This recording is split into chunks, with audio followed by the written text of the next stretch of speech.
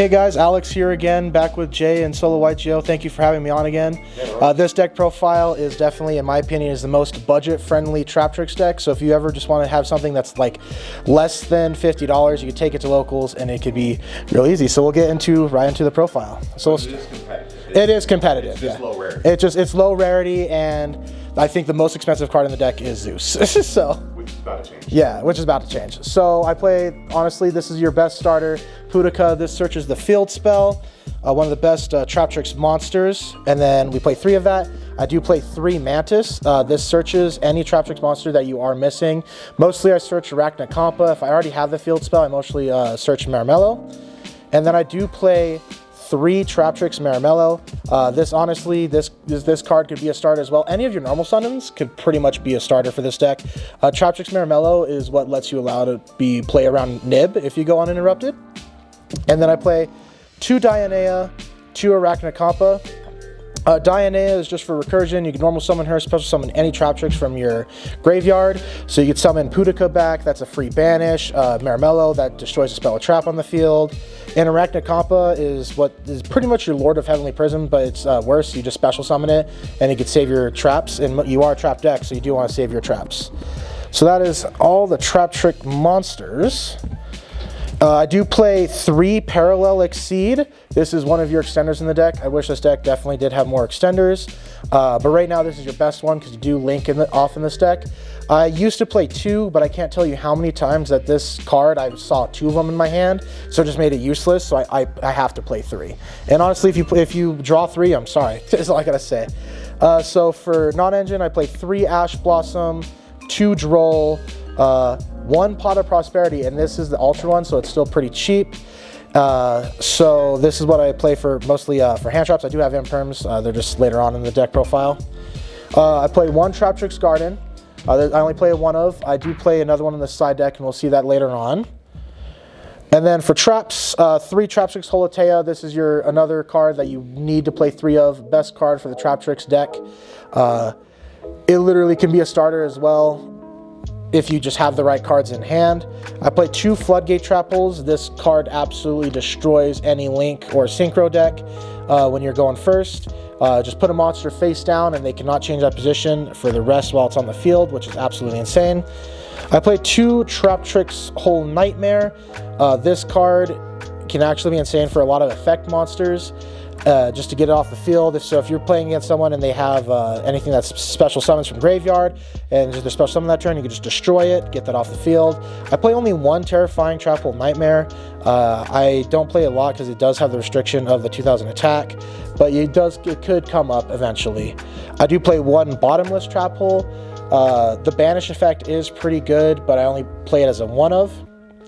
And the reason why those traps play 1 of, because right now I play 2 Gravediggers. I have considered putting this to 3, just because this card solos Fire King. This card alone gets solo Fire King. And what I say makes this competitive, you do have to play this in my opinion, because you don't know if you're going first or second. It's all on a dice roll. I play 3 evenly matched in the main. This can actually be in a crazy card going second, because you don't know if you're going to win the dice roll. Traptrix has a hard time going second in my opinion. But if you have 3 evenly matched and you're going second, you can evenly match their board. Absolutely insane. But say, oh no, you accidentally drew a bunch of them. But if you have Traptrix Holotea, you can just throw away the evenly matched instead of one of the other traps. So it's really good. And then 3 Infinite Impermanents just to finish it off. Just another great staple where it's another hand trap. Now we'll go into the extra deck.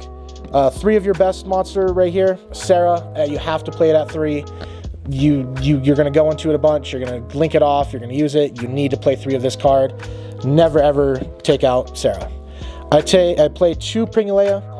This card is pretty crazy. I usually, going second, I make at least 1 of these, and with another card that I'll show you here in a second, so I'll leave 1 Pringulea out to the side right now, so I can show you later. I play only 2 Rafflesia. This is when you're going first. This card could stop Nib. This card just saves your Traptrix monsters. It's an amazing card. I would play it at 3, but right now I feel like the extra deck can leave it at 2. I do play one Almaris. The reason why I keep this at 1 is because I can't tell you how many times where I'm trying to go for the OTK. I need that extra Traptrix monster so I can link it off into Adipus here. And then speaking of Adipus, I play 2 Traptrix Adipus. This is technically the boss monster of your deck. This is the new Traptrix monster. It gives all your Traptrix 1,000 more attack. So it's really, really nice. And then for non-Traptrix, I play 1 Machinex Knight Crusader Avermax. This is what gets you over Towers monsters. It can get you over a lot of things. And I do play 1 Time Thief, Zeus, and then this is where the Pringleia card comes in. 1 number 70, Malevolent Sin. This combo is actually insane going second. You can make Pringleia and then Malevolent Sin. Malevolent Sin targets one of their cards, banish it, and then Pringleia just instantly attaches it as material. Actually an insane combo right there in my opinion. And then I do play 1 Evil Swarm Extinction Knight. This card is just so if all else fails, blow it up, blow up the field. Zero shit, buddy. Yeah. And then for the extra deck, like I said, this is a very budget friendly in my opinion. 1 Banishing Trap Hole.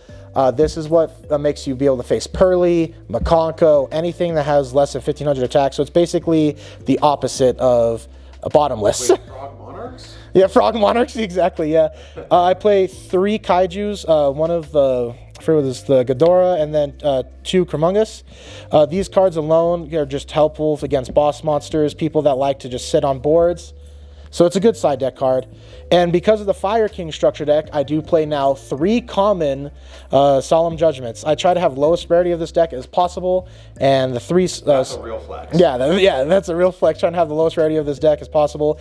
Solemn Judgments, since it came as a common, really good card, an amazing card going first. You know that your opponent knows you're playing Traptrix. They're going to put like board breakers, which is really what this deck is really weak against, like evenly absolutely destroys this deck. Here's my next Joel. I put 1 Joel into the side as well. And then this is where I do play 1 Change of Heart. It's actually funny just because the Rarity Collection, I do like it, and I do play 1 talent with it. So you have the Rarity Collection here with the Change of Heart, and you have the 1 talent, which just, like I said, makes this deck a lot cheaper, and I'm so glad about the Rarity Collection. 1 extra Traptrix Garden. This is for recursion. The reason why I have the second one in the side deck is just because in main deck going first, you don't want to see 2 of this in the hand. And then I play 1 Harpy's Feather Duster and 3 Raigeki. We love breaking boards going second. Unfortunately, I don't play any Lightning Storm. Like I said, I try to have this as budget friendly as possible. Feather Duster comes in the structure deck, and Raigeki comes in the structure deck. So that's why it is, in my opinion, I feel like this is the best competitive budget Traptrix deck. Raigeki can honestly be better sometimes too, just if you play around Lightning Storm. Oh yeah, people like just putting everything in defense, like Manadium. Manadium does that a lot with putting their Baron, Bestial Dissipator in defense. I do it with my Baron and my Sorcels. Yeah. All right, guys, but that is, in my opinion, the best Traptrix budget deck. Please give Jay here, Solo YGOH, a subscribe, and thanks, guys. Have a good rest of your day. We got the Patreon too. Peace out.